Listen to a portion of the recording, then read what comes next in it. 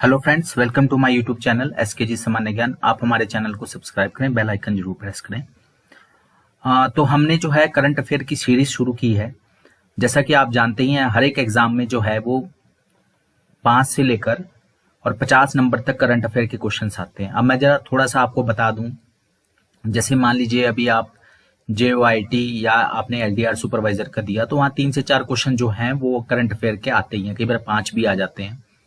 Open supervisor में 15 number तक जो है ये आए हैं, ठीक है। इसके अलावा क्लर्क के पेपर में 20 से 25 नंबर है। पुलिस, पटवारी, किसी भी एग्जाम में जो है करंट अफेयर के क्वेश्चन पूछे जाते हैं।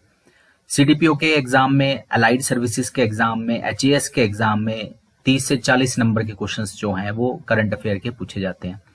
और अगर अलाइड सर्विसेज में जो 200 क्वेश्चंस का पेपर होता है, उसमें तो ये कम से कम 60 नंबर तक भी जो है वो आंकड़ा चला जाता है। तो करंट अफेयर बहुत जरूरी है। हम एक दिन या 2 दिन में इसकी तैयारी नहीं कर सकते, हमें ये कंटिन्यूअस प्रोसेस जो है वो चला के रखना पड़ेगा। तो आज जो है हम आपके सामने जो है अगस्त महीने के करंट अफेयर लेकर आए हैं। इनके ऊपर ऑब्जेक्टिव क्वेश्चंस जो है हम बाद में लेकर आएंगे।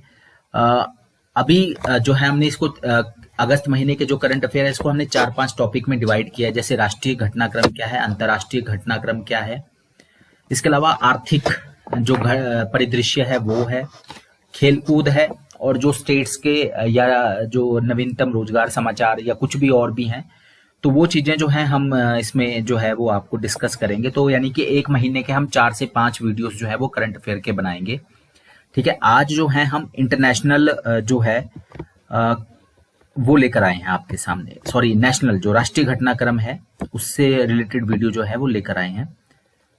तो शुरू करते हैं। सबसे पहला पॉइंट है हिंदू उत्तराधिकार अधिनियम। आप सभी जानते हैं ये 1956 का था, 2005 में संशोधित हुआ है, ठीक है। तो हिंदू उत्तराधिकार अधिनियम जो है, ठीक है, 2005 का, उसमें जो था वो पिता की मृत्यु के बाद जो है बेटियों का संपत्ति में अधिकार बेटों के बराबर है, ऐसा उसमें दर्ज है। तो सुप्रीम कोर्ट ने जो है वो अगस्त माह में जो है हाल ही में 11 अगस्त को एक फैसला दिया है। उसमें उसने सुप्रीम कोर्ट ने एक चीज स्पष्ट की है कि जो हिंदू उत्तराधिकार अधिनियम जो है 2005 में जो अमेंड हुआ है, तो अगर किसी के भी पिता की मृत्यु 2005 से पहले हो जाती है, ठीक है, उस स्थिति में भी ये नियम लागू होगा। यानी कि अगर कोई बेटी ये कहती है, क्योंकि हिंदू उत्तराधिकार अधिनियम 2005 में ये लिखा हुआ है क्लियर कट कि पिता के मृत्यु के बाद बेटियों का संपत्ति में जो है वो बेटों के बराबर अधिकार है, अगर कोई वसीयत नहीं की गई है तो, ठीक है। लेकिन अगर इन केस किसी के पिता की मृत्यु 2005 से पहले हुई है, तो क्योंकि कानून तो 2005 में लागू हुआ, तो भी सुप्रीम कोर्ट ने ये कहा है कि तब भी उस स्थिति में भी जो है ये नियम लागू होगा। और अगर किसी के पिता की मृत्यु जो है वो 2005 से पहले हुई, तो भी बेटियों का जो संपत्ति में अधिकार है वो बेटों के बराबर है। वैसे तो सरकार की तरफ से जो है वो आप सभी जानते हैं, जो सरकार की तरफ से जो वकील होते हैं वो सॉलिसिटर जनरल होते हैं हमेशा, जो सुप्रीम कोर्ट में जो है जाते हैं। तो आप सभी जानते हैं सॉलिसिटर जनरल जो है वो तुषार मेहता। तो उन्होंने तो खैर ये प्ली दी थी कि क्योंकि कानून जो है वो 2005 में लागू हुआ है तो उसी के बाद ही इसको माना जाए। लेकिन सुप्रीम कोर्ट ने जो है वो एक तरह से पक्ष जाना था सरकार का, लेकिन सुप्रीम कोर्ट ने अब ये क्लियर कर दिया है। कई सारे उसके पास जो है वो केस भी आए थे इससे रिलेटेड, जो है वो सुप्रीम कोर्ट में जो है दायर किए गए थे। तो पहले कुछ अलग अलग फैसले थे, लेकिन अब ये बिल्कुल क्लियर हो गया है 11 अगस्त के फैसले के बाद। नेक्स्ट क्वेश्चन है, सरकार ने जो अलग अलग विभाग हैं, जैसे बैंक है, सरकारी एजेंसियां हैं, ठीक है, तो जो अलग अलग डिपार्टमेंट हैं, बैंक हैं और जो सरकारी एजेंसियां हैं, वो जो नॉन गेस्टेड ऑफिसर होते हैं, नॉन गेस्टेड पद जो होते हैं, खासतौर पे जिनको अराजपत्रित पद कहा जाता है, जो है खासतौर पे क्लास 3 क्लास 4 के, ठीक है, B, C, D कैटेगरी के जो पद हैं, उनकी भर्ती के लिए, ठीक है। तो अब जितने भी नॉन गेस्टेड जो पद हैं, खासतौर पे बैंक, सरकारी क्षेत्र में, उनकी भर्ती के लिए अब उन्होंने नया राष्ट्रीय भर्ती एजेंसी जो है वो जो है गठित करने का फैसला जो है 19 अगस्त 2020 को लिया है। नेशनल रिक्रूटमेंट एजेंसी, जिसको NRA कहा जाएगा, राष्ट्रीय भर्ती एजेंसी, इस भर्ती एजेंसी का जो मुख्य काम है, एक तरह से जो है ये भर्ती एजेंसी जो है, कोई भी जो क्लास 3-4 की पोस्ट है, जो नॉन गेस्टेड पोस्टें हैं, उसमें चाहे वो ग्रेजुएट बेस पे है, चाहे +2 बेस पे है, चाहे 10वीं बेस पे है, ठीक है, उनके लिए अब एक ही एग्जाम लिया जाएगा, कॉमन एलिजिबिलिटी टेस्ट। ठीक है, पहले क्या होता था कि एसएससी जो है वो स्टाफ सिलेक्शन कमीशन जो देश का है वो अलग अलग एग्जाम लेता है, फिर रेलवे रिक्रूटमेंट बोर्ड जो है वो रेलवे का एग्जाम लेता है, जैसे 1 लाख से ज्यादा भर्तियां भी वहां पेंडिंग पड़ी हुई हैं। इसके अलावा जो बैंकिंग सेक्टर में जो भर्तियां हैं वो आईबीपीएस लेता था। तो अब इन सबको की जगह एक ही एजेंसी होगी, नेशनल रिक्रूटमेंट एजेंसी। इसका गठन जो है 19 अगस्त 2020 को किया गया, राष्ट्रीय भर्ती एजेंसी है ये, ठीक है। और ये कॉमन एलिजिबिलिटी टेस्ट लेगी, और इस कॉमन एलिजिबिलिटी टेस्ट जो है ये एक तरह से आप ये मानिए कि जो भी भर्ती होगी, जैसे अब 3 लेवल का एग्जाम होता है, टीयर 1, टीयर 2, टीयर 3। तो टीयर 1 के लिए जो है ये आपका एक तरह से बेस माना जाएगा, ठीक है। एक जो नंबर आप सीटेट, ये जो कॉमन एलिजिबिलिटी टेस्ट में लेंगे ना आप, वही जो है फिर आगे इनकी भर्तियों के लिए जो है वो मान्यता जो मिलेगी। एनआरए जो है, इसी तरह से सरकार, आपको याद होगा सरकार ने नेशनल टेस्ट एजेंसी भी बनाया था, एनटीए, 2017 में। ये एनटीए आपको याद होगा, पहले तो जैसे हर एक एमबीबीएस की अगर आपने एडमिशन लेनी है किसी कॉलेज में तो वो अपना अलग एग्जाम कराता था, आपने किसी इंजीनियरिंग कॉलेज में एडमिशन लेनी होती तो वो अपना अलग एग्जाम कराता था। लेकिन अब क्या है, ये सारे के सारे जो एग्जाम है वो नीट का तो चलो आपका अलग एग्जाम है ही है, ठीक है। इसके अलावा जो है मेडिकल, जेई, अब ये जो है ना, ये नेशनल टेस्टिंग एजेंसी जो है ये एग्जाम लेता है। बहुत सारे जो एग्जाम है वो नेशनल टेस्टिंग एजेंसी लेता है, ठीक है। लेकिन जो भर्ती के एग्जाम है उसके लिए अब नेशनल रिक्रूटमेंट एजेंसी है। नौकरी में भर्ती के लिए जो है अब इन्होंने खासतौर पे नॉन गेस्टेड पदों के लिए वो नेशनल रिक्रूटमेंट एजेंसी का गठन किया गया है, ठीक है। नेशनल टेस्ट एजेंसी 2017 में बनी थी। तो और जो भी आप इसमें स्कोर लेंगे वो स्कोर जो है एनआरए का स्कोर 3 साल तक, रिजल्ट आने के 3 साल तक जो है वो मान्य होगा, ठीक है। फिर है वंदे भारत मिशन। आप सभी जानते हैं वंदे भारत मिशन जो है वो शुरू किया गया था, और ये जो भी कोविड के टाइम में जो लोग कोरोना से ग्रसित दूसरे देशों में थे, फंसे हुए भारतीय जो थे, उनको वापस लाने का जो है ये अभियान था।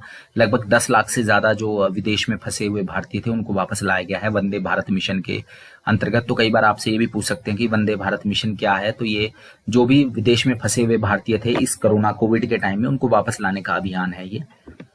तो जब ये वापस लाया जा रहा था तो उसमें एक एयर इंडिया का विमान जो है वो बोइंग 737 7 अगस्त 2020 को केरल के कोझिकोड के करीपुर अंतर्राष्ट्रीय हवाई अड्डे पे दुर्घटनाग्रस्त हो गया, जिसमें 18 लोगों की मृत्यु हो गई। तो ये एक जो विमान है वो दुर्घटनाग्रस्त हुआ था, बीच में से ही इसके 2 टुकड़े हो गए थे। फिर है नेशनल डिजिटल हेल्थ मिशन जो है 15 अगस्त 2020 को इसकी घोषणा की गई है, नेशनल डिजिटल हेल्थ मिशन। अब ये नेशनल डिजिटल हेल्थ मिशन क्या है, ये एक तरह से एक स्मार्ट कार्ड जैसा होगा जिसको आधार से लिंक किया जाएगा। इसमें भारत के सभी नागरिकों की एक हेल्थ आईडी बनाई जाएगी, जारी की जाएगी, और उसमें हर एक नागरिक का हेल्थ से जुड़ी जानकारियां जो है उसमें दर्ज होंगी। एक तरह से ये हर नागरिक का हेल्थ का रिपोर्ट कार्ड होगा, स्वास्थ्य का जो रिपोर्ट कार्ड है वो हर एक नागरिक का होगा, नेशनल डिजिटल हेल्थ मिशन, ठीक है। हर एक नागरिक के लिए, भारत के सभी नागरिकों के लिए एक हेल्थ आईडी जारी की जाएगी, और उसमें हेल्थ से जुड़ी जानकारियां जो हैं वो इसमें दी जाएंगी, ठीक है। और स्मार्ट कार्ड जैसा होगा और इसको आधार से लिंक किया जाएगा। तो नेशनल डिजिटल हेल्थ मिशन के अंतर्गत ये किया गया है। और अभी अभी जो है वो सभी आशा वर्कर्स को हिमाचल में तो कम से कम जो है वो स्मार्टफोन जो है वो प्रोवाइड किए जा चुके हैं, ठीक है, आशा वर्कर को भी जो है वो ऑनलाइन रिपोर्टिंग के लिए। तो 15 अगस्त 2020। फिर केंद्र सरकार ने 101 रक्षा उत्पादों के जो आयात है उस पर प्रतिबंध की घोषणा कर दी, इंपोर्ट पे, ठीक है। तो अब हम जो दूसरे देशों से 101 रक्षा उत्पाद जो मंगाते थे उस पर प्रतिबंध लगा दिया। खास तौर पे ये 2020 से इसलिए लगाया है, मतलब ये घोषणा की गई है, लेकिन ये फेज मैनर में होगा 2025 तक। जो कुछ 101 में से कुछ के 2021 में ही कर दिया जाएगा, कुछ 22 में, कुछ 25 में। तो ये जो रक्षा उत्पाद है अब इनका घर में ही जो है भारत में ही उत्पादन करने का जो है वो प्रयास किया जाएगा, ठीक है। तो इनका जो है आयात जो है वो प्रतिबंध लगा दिया गया। 15 अगस्त 2020 को नरेंद्र मोदी जो है वो सबसे ज्यादा समय तक जो है वो पद पे रहने वाले गैर कांग्रेसी प्रधानमंत्री जो है वो बन गए हैं। इससे पहले ये जो खिताब था वो अटल बिहारी वाजपेयी के नाम था, ठीक है।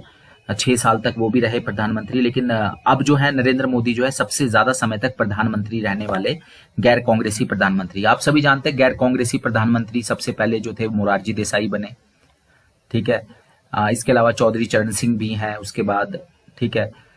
इसके बाद फिर वीपी सिंह थे, फिर बहुत सारे गैर कांग्रेसी प्रधानमंत्री हुए। सबसे ज्यादा समय तक थे अटल बिहारी वाजपेयी, लेकिन उनसे ज्यादा समय तक अब जो है नरेंद्र मोदी हो गए 2014 से 2020 तक, ठीक है। 6 साल तक जो है वो अटल बिहारी वाजपेयी भी रहे थे 98 से लेके, और बीच में 99 तक, फिर 99 से लेके 2004 तक, ठीक है।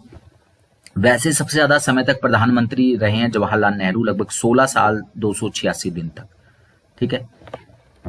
फिर है आवास और शहरी मामलों के मंत्रालय ने 2020 के स्वच्छता पुरस्कार की घोषणा कर दी है। अब ये स्वच्छता पुरस्कार क्या है?